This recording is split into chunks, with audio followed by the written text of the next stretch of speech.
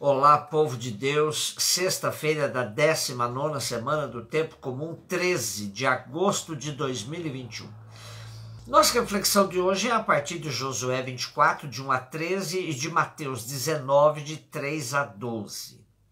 Neste último capítulo do livro de Josué, temos uma síntese da história de Israel desde a descendência de Abraão até a conquista da terra prometida. Josué reúne o povo em assembleia, a chamada Carral de Israel, e transmite em forma de oráculo essa síntese como memória histórica, para que o povo tenha sempre gratidão e fidelidade para com Javé, que o libertou, o colocou na terra onde está agora, e onde tem tudo de mão beijada. Assim diz o Senhor Deus de Israel: vossos pais, Taré, pai de Abraão e de Nacor, habitaram outrora do outro lado do rio Eufrates e serviram a deuses estranhos. Mas eu tirei Abraão, vosso pai, dos confins da Mesopotâmia e o conduzi através de toda a terra de Canaã e multipliquei a sua descendência. Dei-lhe Isaac, e a este dei Jacó e Esaú. E a Esaú, um deles, eu dei em propriedade o monte Seir. Jacó, porém, e seus filhos desceram para o Egito. Em seguida, enviei Moisés e Arão e castiguei o Egito com prodígios que realizei em seu meio. E depois disso vos tirei de lá. Fiz, portanto, que vossos pais saíssem do Egito e assim chegastes ao mar. Os egípcios perseguiram vossos pais com carros e cavaleiros até o Mar Vermelho. Vossos pais clamaram então ao Senhor, e ele colocou trevas entre vós e os egípcios. Depois trouxe sobre estes o mar que os recobriu. Vossos olhos viram todas as coisas que eu fiz no Egito e habitastes no deserto muito tempo. Depois relata a conquista da terra prometida com o enfrentamento, claro, de diversos povos hostis que aí habitavam. E conclui o oráculo da seguinte forma: eu vos dei uma terra que não lavrastes, cidades que não edificastes, e nelas habitais, vinhas e olivais que não plantastes, e comeis de seus frutos.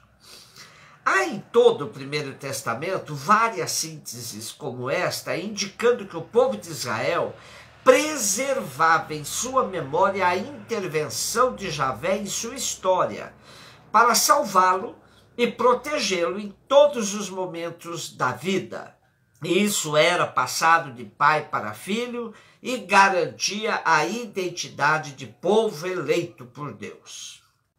Mateus 19, de 3 a 12. No evangelho de hoje temos o debate de Jesus com os fariseus e seus discípulos sobre as relações conjugais, a relação entre homem e mulher. Alguns fariseus aproximaram-se de Jesus e perguntaram para o tentar: é permitido ao homem despedir sua esposa por qualquer motivo? Por trás da pergunta dos fariseus a Jesus, se pode o homem divorciar-se de sua mulher por qualquer motivo, além de querer pôr Jesus contra a lei e assim o acusar, está de fato uma disputa entre escolas rabínicas da época. Havia pelo menos dois líderes do rabinato, Shammai e Hillel, que divergiam no momento de aplicar a lei. Shammai era muito intransigente e Hillel mais condescendente.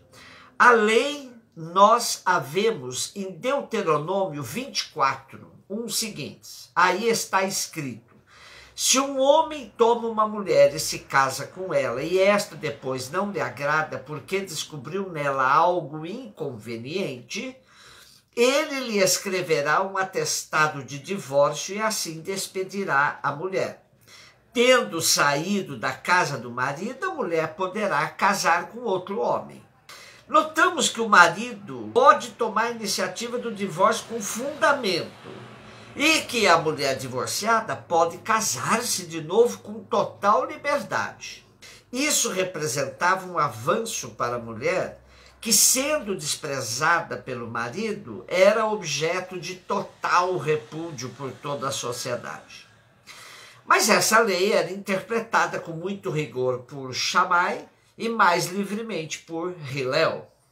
Porém, qualquer posição que Jesus tomasse seria interpretado como que tomando partido por uma das escolas.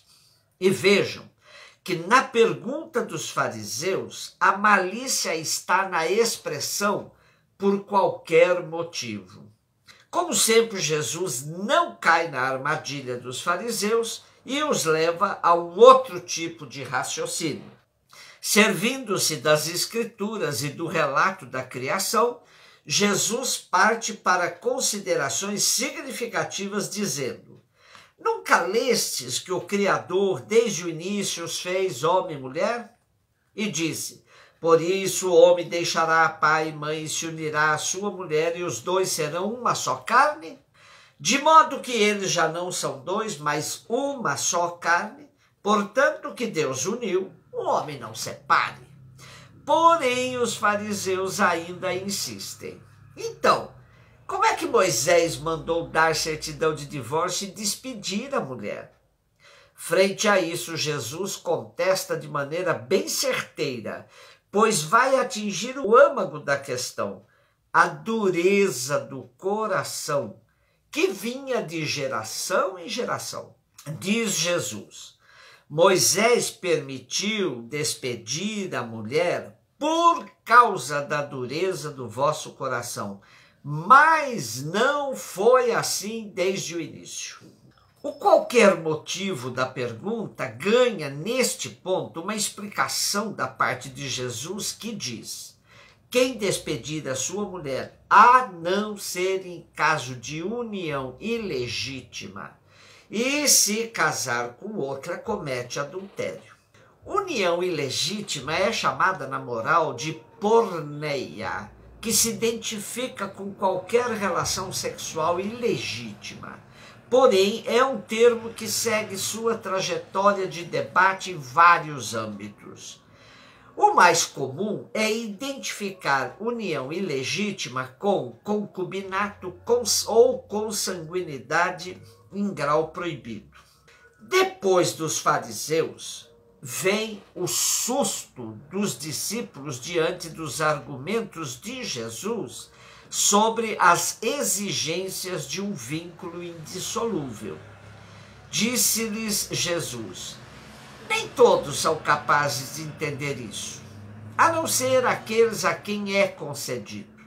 Com efeito, existem homens incapazes para o casamento porque nasceram assim, outros porque os homens assim os fizeram, outros ainda se fizeram incapazes disso por causa do reino dos céus. Portanto, Jesus aos discípulos não retira o que disse e dá mais um passo, propondo outra situação que também terá lugar na sua comunidade: o celibato voluntariamente aceito como dom de Deus e motivado pelo desejo de se doar inteiramente pelo reino de Deus.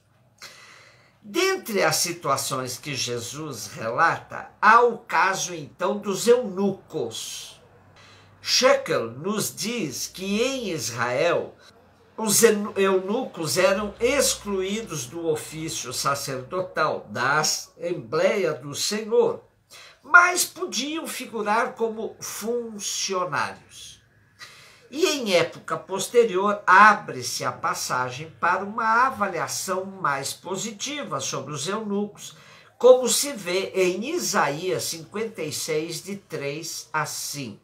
Porém, a prática do celibato sempre foi e será questão disputada, chegando até as comunidades do apóstolo Paulo e os dias de hoje.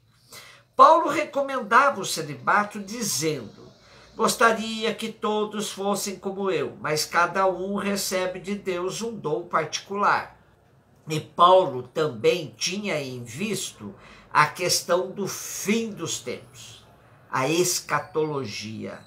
Então era por isso que ele recomendava assim. Celibato como dom está endereçado à entrega radical pelo reino de Deus. Mas não há nas Escrituras nenhuma forma de celibato imposto, nem por Jesus ou qualquer de seus discípulos. Sempre será uma questão da opção da pessoa. O próprio Jesus percebia que não era um assunto de fácil compreensão. E, frente ao assombro dos seus discípulos, depois de relatar as situações em que o homem vive sem se casar, ele disse: quem puder entender, entenda. Um beijo no seu coração.